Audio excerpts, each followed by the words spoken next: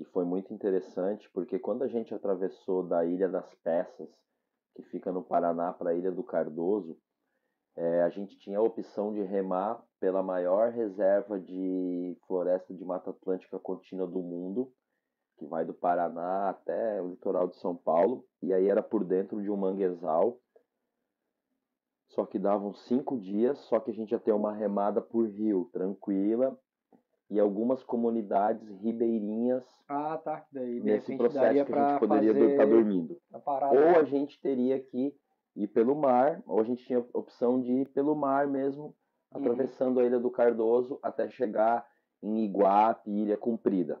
Tá? E aí conversando com pescadores, que a gente, né, não tem gente melhor Sim. do que se pegar a informação do que os locais, né?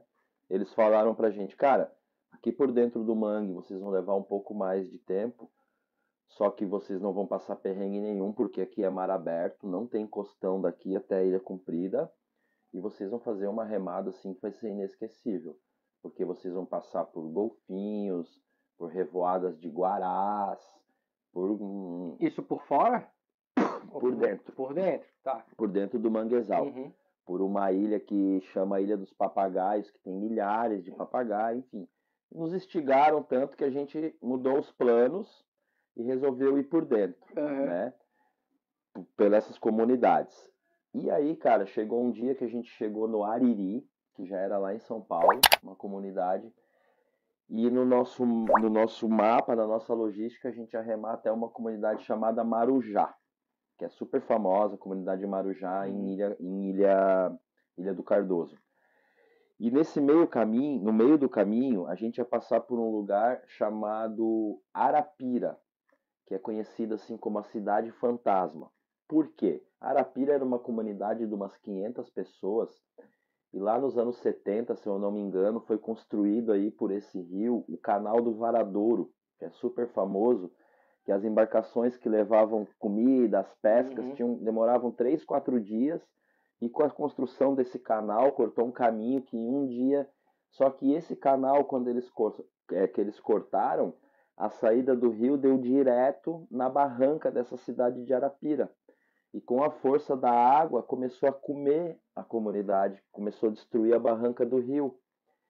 E aí o pessoal teve que começar a ir embora de lá. Sim. E aí virou Arapira a cidade fantasma, porque ainda tem umas casas, tem uma igrejinha, a coisa mais linda, assim, super bem cuidada, e deve ter hoje em dia umas 3, 4 famílias que moram nesse lugar. E essa época, Granola, e galera que está assistindo, era a época da pandemia, o finalzinho da pandemia. Né? Então, quando a gente chegou nessa comunidade, a gente foi recebido por um senhor com facão na mão, e ele falando assim pra gente, não pode descer aqui, a gente tá 6 meses sem receber turista, né?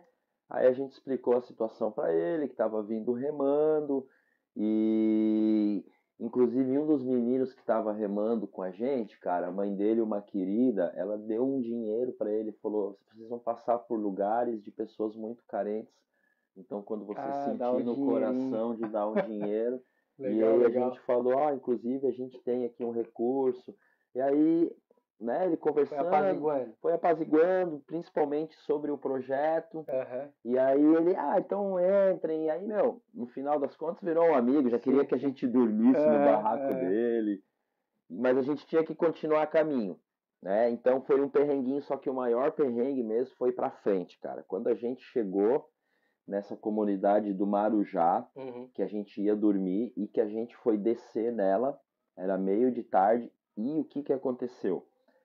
A gente não levou comida nesse dia, porque quando a gente sabia que tinha uma comunidade perto, a gente evitava de levar muita coisa para não pesar a mochila, né? Então a gente levou uma fruta, mas não vamos levar muito, porque chegando em Marujá, no mercadinho lá, a gente se abastece. E chegando em Marujá, cara, a gente não foi recebido com facão, mas também foi recebido muito bem por uma pessoa que falou, cara, não tá podendo descer. A gente tá há 6 meses, daí a gente explicou, cara, a única comunidade, não tinha mais comunidade pra frente. Era a última. Onde a gente tinha, mas a gente não chegaria antes de escurecer, né? Então a gente tentou explicar pra ele, e ele falou, cara, eu não posso fazer nada. A gente não tem como deixar vocês dormir. Daí a gente falou sobre os suprimentos, daí ele falou, cara, o nosso mercado daqui não recebe, não é abastecido de suprimentos há 6 meses, desde que começou a pandemia. Não está nem aberto.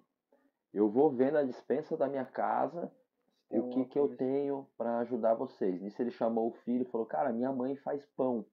Vocês querem comprar um pão? A gente, nossa, 2 se ela tiver.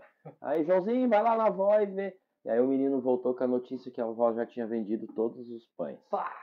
E a Só que fome.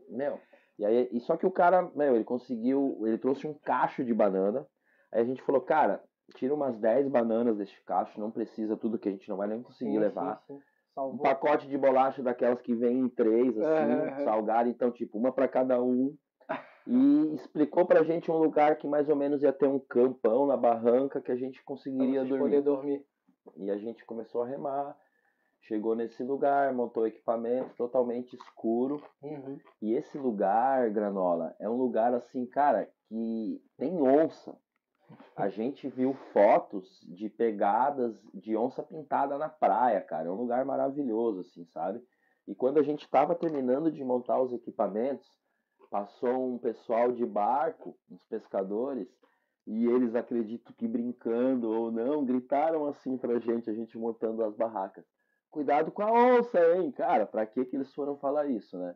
A gente no meio do mato, ali montando a barraca, só que, cara, eu tinha o que fazer. Escuro já. Escuro, enfim. E aí esse foi um dos perrengues, assim. E pra terminar, esse perrengue que não terminou aí, cara, na noite, que aí a gente, né, jantou aqueles negócios que tinha ali, e a gente ficou sentado na beira do rio, cara, e foi uma das cenas mais lindas da minha vida, assim, que foi quando a gente jogou um pedaço de galho nesse rio e ele simplesmente brilhou devido às algas, os espirogiros, luminescência, né? A luminescência. Cara, então, e aí, a gente começou a jogar barro, pedra e galho, assim, aquele rio brilhava. Então foi uma cena que as câmeras não conseguiram captar, mas a nossa memória nunca mais vai esquecer, cara. Que foi uma coisa assim, a gente no meio, um céu, a coisa mais... Não tinha luz, não tinha celular, não tinha nada, né? A gente no meio de um mato, assim, a quilômetros de Cananéia.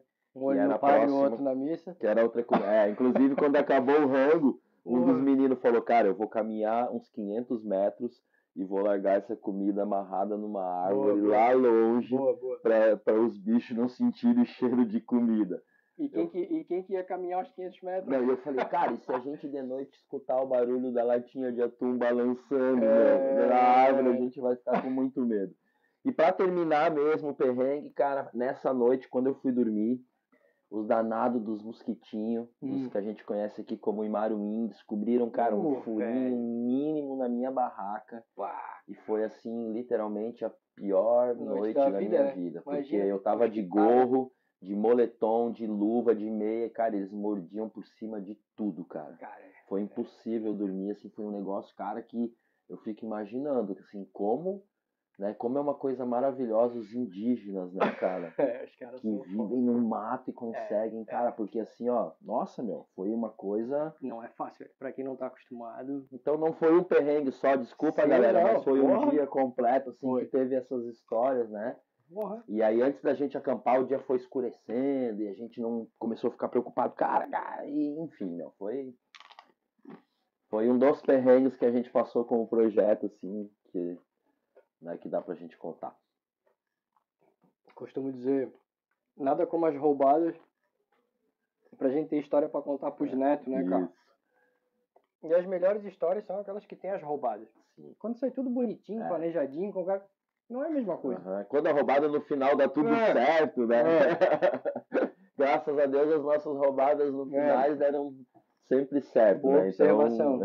Que massa, cara, que massa.